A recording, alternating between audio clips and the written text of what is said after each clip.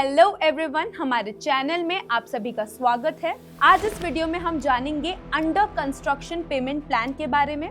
ये किन लोगों के लिए अच्छा है, इसके क्या फायदे हैं, ये सब आज हम इस टॉपिक में कवर करने वाले हैं। तो वीडियो को एंड तक देखना मत भूलिएगा। तो इस प्लान को अच्छी तरीके से समझने के लिए आप एक कॉपी पेन ले लो और मेरे साथ इसे समझते हुए चलो। So let's take an example of a person जिससे एक प्रॉपर्टी खरीदनी है और उस प्रॉपर्टी का वैल्यू है अराउंड 1 करोड़, जिसका पोजीशन होने वाला है 2029 में, दैट मीन्स आफ्टर 4 years।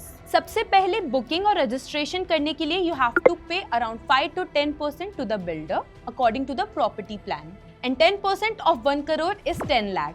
सो मान लो ये सब करके आपने अपनी पॉकेट में से 10 लाख बिल्डर को पे कर दिए। So now you are eligible to take home loan of 90 lakh from the bank. अब अगर हम EMI कैलकुलेटर के हिसाब से जाए, so according to EMI calculator, the interest that you have to pay is coming around 75k at 8% interest for 20 years, जो कि RBI regulations के हिसाब से वेरी कर सकता है। अक्सर लोगों को लगता है कि ये 75k उनको पहले ही मंथ से पे करने होंगे, पर ऐसा बिल्कुल भी नहीं है। अब इस टेबल को समझने से पहले ये समझिए कि बिल्डर जो होता है वो चंक्स में पेमेंट मांगता है, यानी कि जैसे उसका फाउंडेशन रेडी हो गया तब उसने कुछ अमाउंट मांगा, वॉल्स रेडी हो गई तब कुछ अमाउंट मांगा, और बैंक भी उसी हिसाब से अमाउंट को डिसबर्स करता है।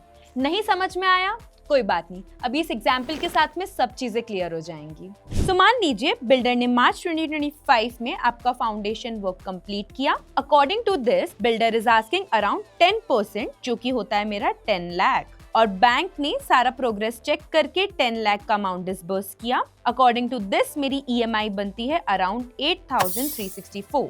अब मान लीजिए अक्टूबर 2025 में मेरा स्ट्रक्चर वर्क स्टार्ट हो गया। अब बिल्डर जो है एडिशनल 10% मांगेगा। अब पहले का 10% और अभी का 10% मिला के हो गया 20%, यानी कि 20 लाख बैंक ने टोटल डिसबर्स कर दिया है, जिसकी EMI बनेगी अराउंड 16k। अब सिमिलरली मई 2026 में मेरा 5th फ्लोर कंप्लीट हो गया है। बिल्डर ने और 10% मांगा, यानी कि मेरा टोटल हो गया है 30%। 30% के हिसाब से बैंक ने डिसबर्स कर दिया है 30 लाख, जिसकी EMI बनती है अराउंड 25,000। इसी तरह से करते करते मेरा मार्च 2029 आ जाएगा, यानी कि फाइनल हैंडओवर का टाइम, और अब बिल्डर की डिमांड होगी अराउंड 90%, यानी कि बैंक मुझे टोटल 90 लाख अब तक डिसबर्स कर चुका होगा, जिसकी EMI होगी around 75k। Now once you start living in the apartment, you are supposed to pay around 75k till the loan is completed. अब हम जानेंगे इस प्लान के फायदे क्या है। नंबर 1, यूजुअली लोग प्री EMI प्लान चूज करते हैं, जिसमें आपको सिर्फ इंटरेस्ट पे करना होता है टिल पोजेशन, पर यहाँ फुल EMI यानी कि इंटरेस्ट प्लस प्रिंसिपल आप पहले ही मंथ से पे कर रहे होंगे टिल पोजेशन, यानी कि विद टाइम आपका लोन अमाउंट भी रिड्यूस होता जाएगा। नंबर 2, अगर आपका बिजनेस या जॉब स्टेबल है then this plan is perfect for you, क्योंकि यहाँ आपको एकदम से heavy amount पे नहीं करना है, यहाँ आपका EMI gradually increase होगा।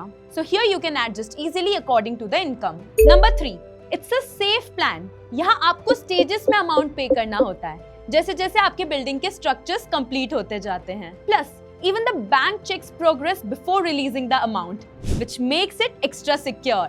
So that's it about the payment plan. अगर टॉपिक अच्छे से समझ आया हो तो don't forget to like and subscribe the channel. Thank you.